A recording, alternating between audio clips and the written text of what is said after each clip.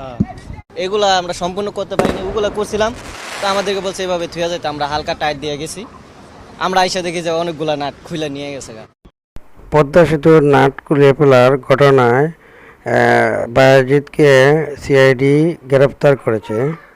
এই বলে নির্মাণ শ্রমিকেরা বলতেছে যে নাটগুলা সিআইডির পক্ষ থেকে জানা যাচ্ছে বায়েজিদকে গ্রেপ্তার করে সিআইডি, এবং নির্মাণ শ্রমিকেরা বলতেছে এই নাটগুলা হালকা টাইট দেওয়া ছিল, কিন্তু পরে এগুলা ঢালাই দিয়ে এগুলো রেখে হবে।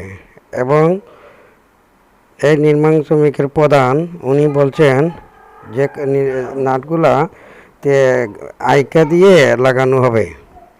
এই ঘটনাটা সোশ্যাল মিডিয়ায় বিভিন্নভাবে ভাইরাল হওয়ার ভিডিওটি প্রকাশ হয়েছে।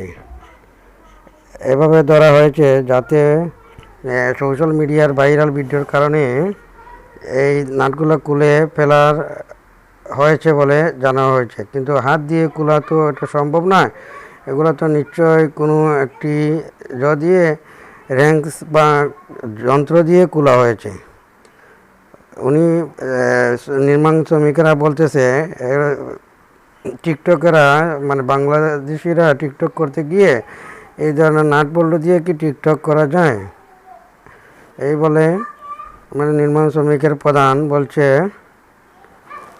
যে বায়েজিদ পাহাড় সঙ্গ নিয়ে বিভিন্ন কাজ করছে।